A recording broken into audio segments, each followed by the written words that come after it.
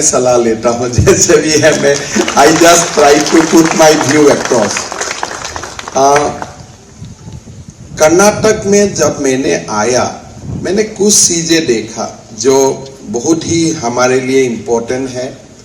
मैंने जब कर्नाटक में आया, I have seen it's diversity, culture, और यहाँ आने का साथ साथ मैंने कोई महापुरुष का बारे में भी सीखा। आपने देखा होगा एयरपोर्ट आने से ही आपको बहुत बड़ा केम्पागौड़ा का स्टैचू दिखाई देता है। फिर ये जो कर्नाटक है, कर्नाटक में बसवेश्वर प्रभु जैसा, लॉर्ड बसवेश्वर जैसा महापुरुष को जन्म दिया है।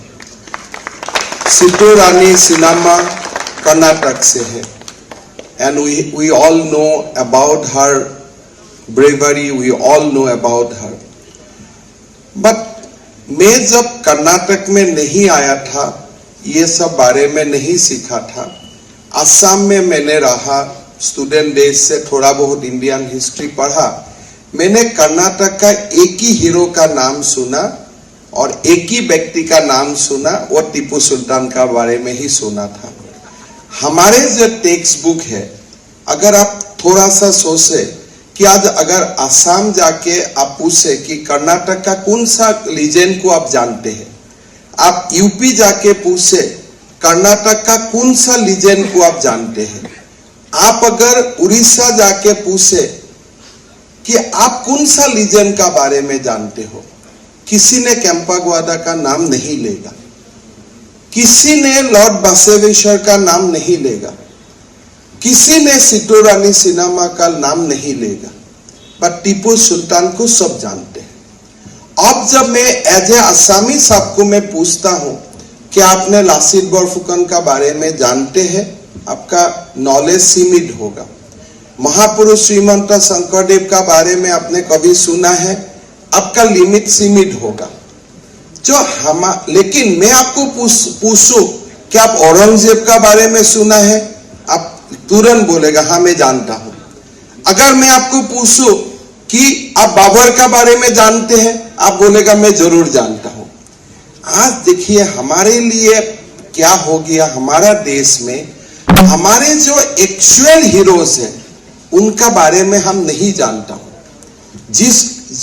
जो महापुरुष का बारे में जानने से हमारा सेल्फ कॉन्फिडेंस होता है, हमको आगे बढ़ने के लिए प्रेरणा मिलता है, उनका बारे में हम नहीं जानता हूं। हम किसका बारे में जानता हूं? बाबर का बारे में, औरंगजेब का बारे में, हमें आक्रांता का बारे में जानता हूं। लेकिन हमारा जो ये पवित्र भूमि से जो बड़े बड़े महापुरुष का जन्म हुआ, उसका बारे में हम नहीं जानता। इसीलिए प्रधानमंत्री जी ने प्रयास किया, भारत को दोबारा समझने के लिए उन्होंने हमारा न्यू जनरेशन को इंस्पायर किया। आज आप देखिए, जब लोगों का मन में यह है कि मुगल भारत को रूल किया था, सब लोगों का ये माइंडसेट में है। लेकिन अगर मैं आपको पूछता हूं, क्या कभी मुगल का जो साम्राज्य है उसमें क्या साउथ इंडिया शामिल था? Answer is no. कभी महाराष्ट्र को मुगल ने क्या अधीन किया था? नो। नॉर्थ ईस्ट में क्या कभी मुगल था? नहीं। लेकिन हमारे जो लेफ्ट हिस्टोरियन है, हमारा दिमाग में ऐसे डाल दिया कि दिल्ली और आसपास का कुछ स्टेट उनका कब्जा में था, लेकिन उनको भारत का सुल्तान बना दिया। क्या नॉर्थ ईस्ट भारत का नहीं है? क्या साउथ इंडिया भारत का नहीं है?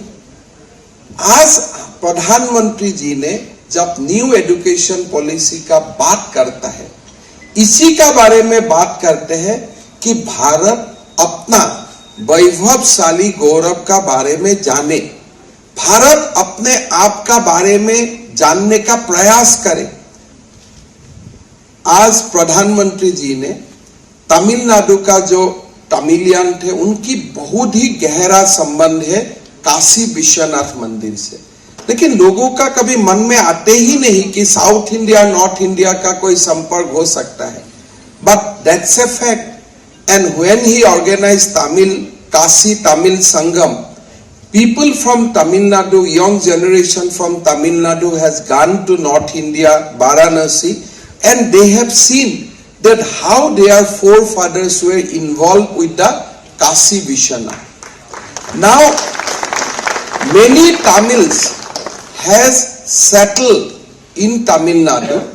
They were originally migrated from Saurashtra. But if you say in prima facie that what is the link between Gujarat and Tamil, nobody will understand.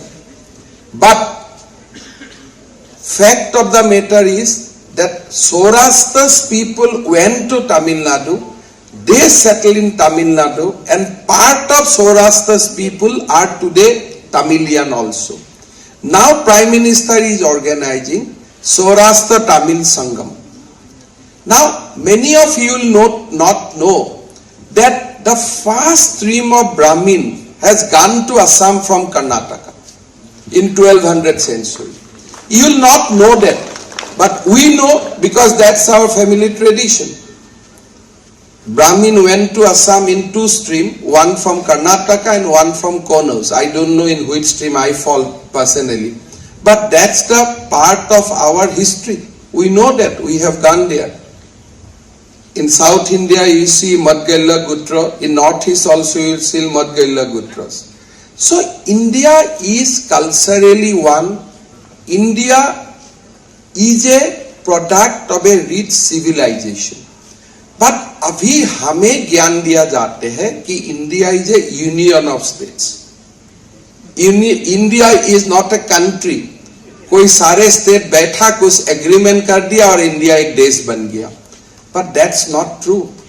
अभी अभी मैंने सुबह स्टूडेंट्स लोगों से मेरा बातचीत हुआ था. दोनों व्यक्ति का बीच में बातचीत हुआ महाभारत का युद्ध में. कृष्ण और अर्जुन का दोनों का संवाद हुआ. After so many thousands years also, we still try to learn क्या दोनों व्यक्ति का बीच में क्या चर्चा हुआ था, क्या बातचीत हुआ था. So much strength in that writing. आज इतना साल गुजर गया, लेकिन जब हम पूजा करता हूँ, we recite those shloka which was recited first by our Rishi and Maharshi in 6,000, 5,000 years ago. Such are the powers of our civilization. हमें इतना strong civilization को represent करता हूँ. आज मेरा बहुत दुख हुआ जो कांग्रेस पार्टी ने मैनिफेस्टो रिलीज का समय ने बोला कि हम NEP को रिविजिट करूंगा. आज पहला बार थ्रू नेशनल एजुकेशन पॉलिसी लोगों ने नेशनलिज्म का बारे में सीखा. पहले लोग भारतीय होने का एक गौरव महसूस किया. और कांग्रेस पार्टी अभी बोल रहे ना ना हम इसको रिवाइव करेगा. Now you come back to the constitution. Baba Saheb Ambedkar has given us a constitution.